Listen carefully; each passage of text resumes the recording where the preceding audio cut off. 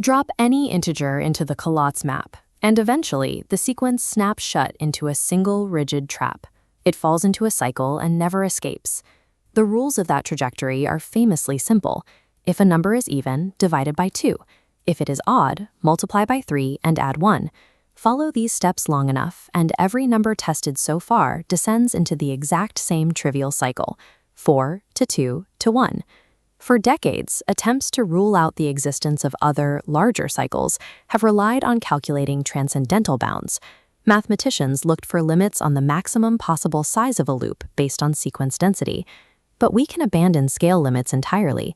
Instead of tracking the path of a single number, we can map the entire periodic sequence as a global matrix register. Translating this messy arithmetic into a strict linear algebraic system exposes the mechanics of the loop. We can identify an absolute structural barrier that mathematically prohibits any sequence larger than the trivial cycle from closing it on itself. The sequence seems unpredictable, but a matrix forces those discrete decisions into strict, organized rows of integer variables. To build this matrix, we first clear the denominator of 2 from the traditional transition rules, so we are working entirely with whole numbers. This diagram shows the resulting local integer transition equation. Instead of dealing with fractions, we use an explicit binary carry parameter, represented here as kn, which acts as an overflow tracker for the addition logic at every single step.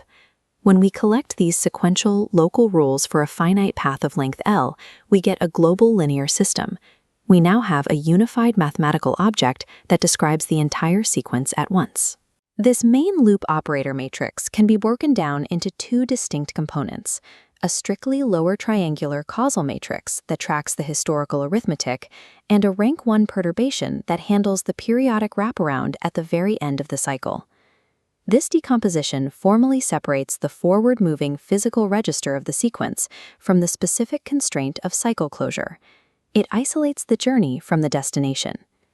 To expose the true structural properties of this loop, we have to invert the system using the Sherman-Morrison formula. This causal matrix tracks history, so it and its inverse are perfectly lower triangular.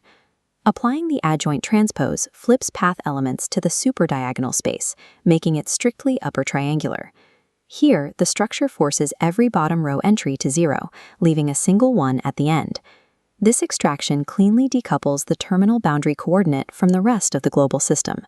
We are left with 2 opposing variables. On one side, we have the rigid terminal target, acting as the demand. On the other side, we have the historical carry sum, strictly bound by a binary alphabet, acting as the system's capacity. We now have 2 independent mathematical varieties that must intersect perfectly for a closed Collatz loop to exist in reality. Standard geometry cannot measure the mechanical gap between the target and carry sum.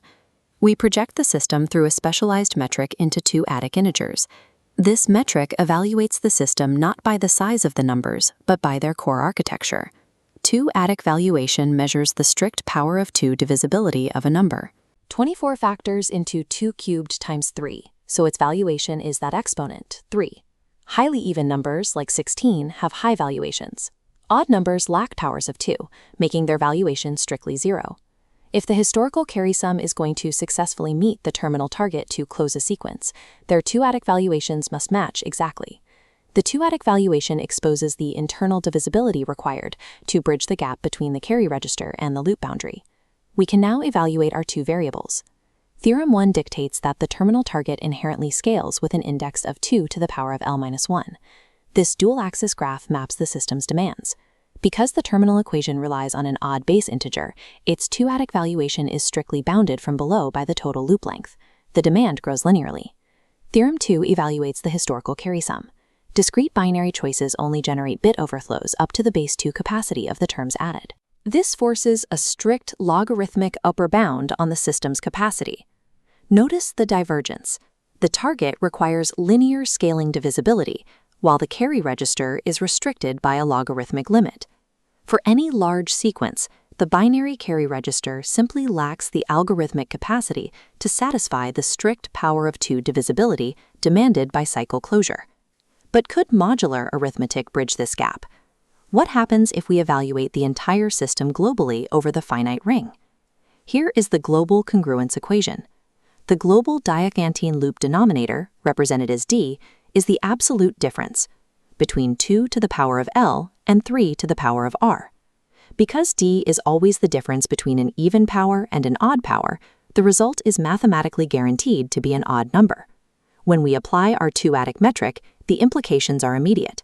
Since d is strictly odd, its two-adic valuation is exactly 0. In the ring of two-adic integers, an element with a valuation of 0 is a unit.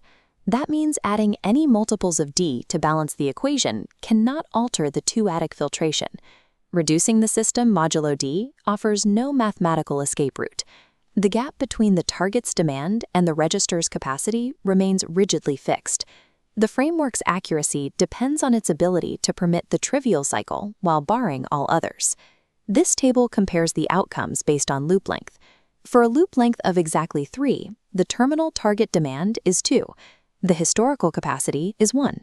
This leaves a tiny valuation gap of exactly 1. That single unit of discrepancy is small enough to be fully absorbed by the local boundary initialization of the binary unit hypercube. The 4 to 2 to 1 loop successfully closes. But as soon as the sequence length extends past 3, the structure fails. For all lengths greater than 3, the valuation gap expands at an accelerating rate. The demand outpaces the arithmetic, and the carry space capacity is completely breached. This permanent rupture forces the augmented system matrix to maintain a strict rank mismatch against the operational loop matrix. By the rules of Ruchet-Capelli overdetermination, the algebraic intersection for valid binary carries is empty. The numbers simply cannot reach the target, rendering all non-trivial Collatz cycles mathematically impossible.